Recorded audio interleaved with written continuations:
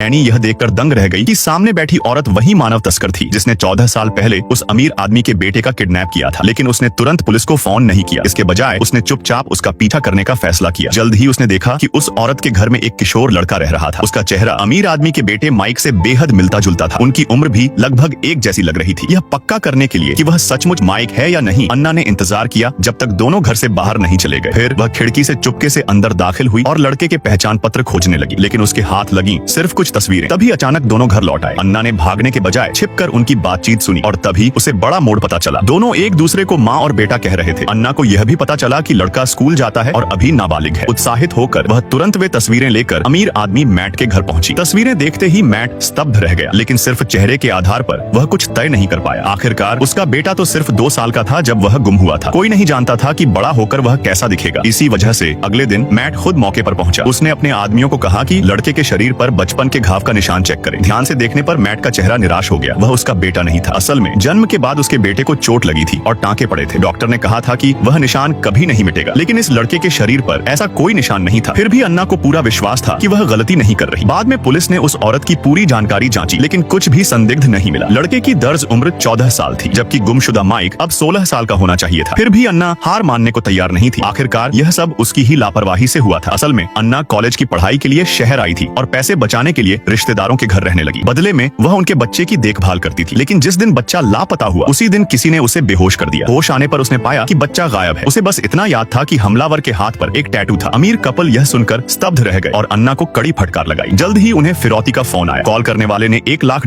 में माइक को लौटाने की बात कही। अन्ना अकेली ही पैसे लेकर तय जगह पर पहुंची। जैसे ही वह अंदर गई, उसने तुरंत उस शख्स को पहचान लिया। सामने वाला भी उसे पहचान चुका था। कांपते हुए अन्ना ने पैसे कोने में रख दिए, लेकिन जब उसने पलटकर देखा, औरत वहां से गायब हो चुकी थी। बच्चा भी कहीं नहीं मिला। इस घटना के बाद मैट ने अन्ना से पूरी तरह रिश्ता तोड़ लिया, लेकिन अपराध बोध से भरी अन्ना ने हार नहीं मानी। उसने अपने पुलिस दोस्त के साथ मिलकर उस औरत और लड़के पर नजर रखना शुरू किया और फिर रोजाना की निगरानी के दौरान एक ऐसा चौंकाने वाला रहस्य सामने आया जिसने सब कुछ बदल कर रख दिया।